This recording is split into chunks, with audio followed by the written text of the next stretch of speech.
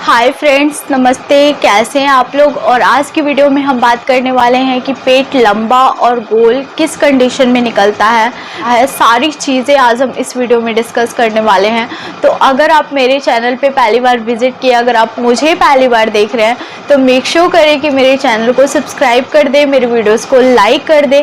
अच्छा लगेगा तो ज़रूर लाइक कीजिएगा, शेयर कर दें, स्पेशली उन लेडीज़ के साथ जो प्रेग्नेंट है, तो उनको बहुत ज़्यादा हेल्प मिलेगी मेरे वीडियो के माध्यम से।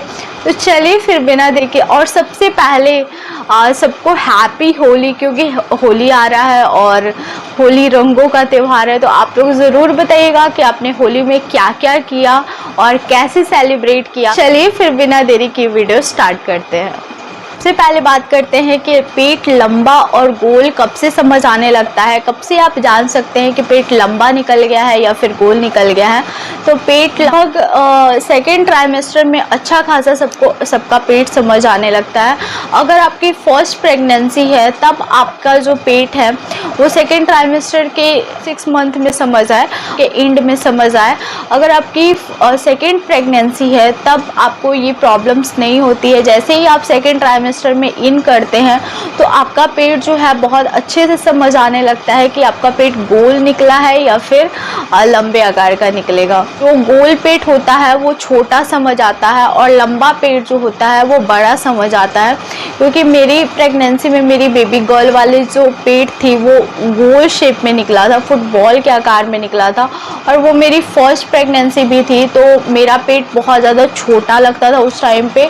और क्योंकि ऊपर की तरफ था तो नीचे का पूरा एरिया जो है भाग खाली था, तो बहुत ज़्यादा छोटा लगता था। और सेकंड प्रेगनेंसी में मेरे, जब मैंने बेबी बॉय को कंसीव किया था तो मेरा पेट लंबे आकार में निकला हुआ था और मेरा पेट बहुत ज़्यादा बड़ा लगता था। जैसे मैं चलती थी तो मुझे फील होता था कि मैं जैसे पेट निकाल के चल रही हूँ, या फिर मेरा पेट बहुत ज़्यादा, मुझे खुद को फील होता था कि मेरा पेट बहुत ज़्यादा बाहर निकला हुआ था। तो ये चीज़ें अंतर होती है कि वो लंबे शेप में रहता है तो पूरा नीचे तक रहता है, नीचे में उभार ज़्यादा होता है, और जो गोल पेट रहता है वो ऊपर में उभरा हुआ ज़्यादा फील होता है। तो आपको देखने से पता चल जाएगा कि कौन सा लंबा पेट है और कौन सा गोल पेट है, क्योंकि दोनों का आकार जो होता है वो बहुत ज़्यादा एक दूसरे से चेंज होता है। जब मैंने बेबी बॉय को कंसीव किया था तो और 4 मंथ से मेरा अच्छा खासा पेट समझ आने लगा था, टी शर्ट के ऊपर से समझ आने लगा था। तो जैसे मैं ऐसे ही फ़ोटो सामने से क्लिक करती थी तो उस समय मैं जिसको भी फ़ोटो भेजती थी, चाहे वो मेरी बहन हो, चाहे वो मेरी मम्मी हो, चाहे वो मेरी ननद हो, किसी को मैं फ़ोटो भेजती थी तो वो बोलते थे कि हाँ तुम्हें बेबी बॉय होने वाला है, क्योंकि तुम्हारा पेट का आकार बिल्कुल लंबे आकार में है। क्योंकि उसी टाइम पे उन लोगों ने दिमाग में बैठा लिया था कि नहीं इसका बेबी बॉय होने वाला है, क्योंकि इसका पेट जो है लंबे आकार में निकला है। तो मेरा पेट जो था बिल्कुल लंबे आकार का था बेबी बॉय के टाइम पे, और बेबी गर्ल के टाइम पे बिल्कुल गोल शेप में था। तो कि मेरा बेबी जो है बहुत ज़्यादा ऊपर है। जब आपका बेबी जो है नीचे साइड में आ जाता है तो आपको सांस लेने में कोई प्रॉब्लम्स नहीं होती है, आप आराम से सांस ले सकते हैं। और जब आपका बेबी ऊपर में रहता है तो आपको सांस लेने में प्रॉब्लम होती है, और जब नीचे में आ जाता है तो आपको उठने बैठने में प्रॉब्लम्स होती है।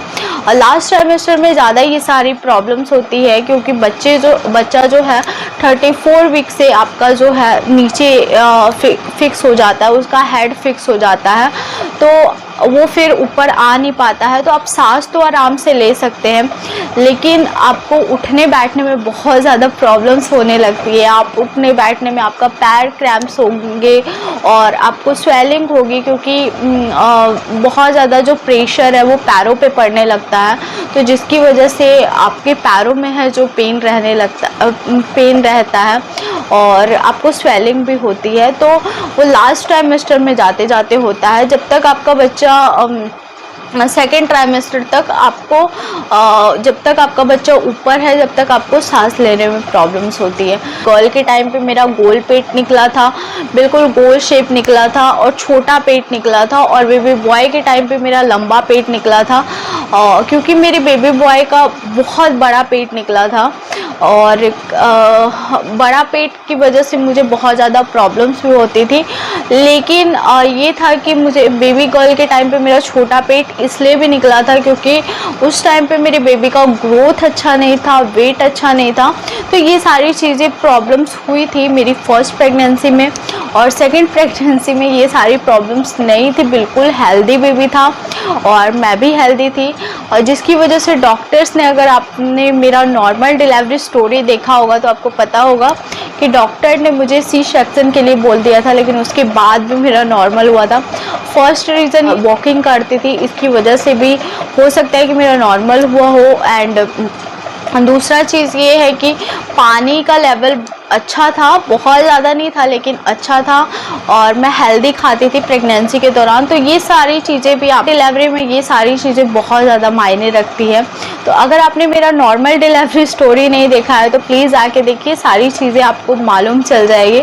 आई होप आपको आज की वीडियो बहुत ज़्यादा पसंद आई होगी। अगर हाँ तो मेरी वीडियो को थम्स अप ज़रूर दीजिएगा, सब्सक्राइब कीजिए नीरू ब्यूटीफुल कॉर्नर को।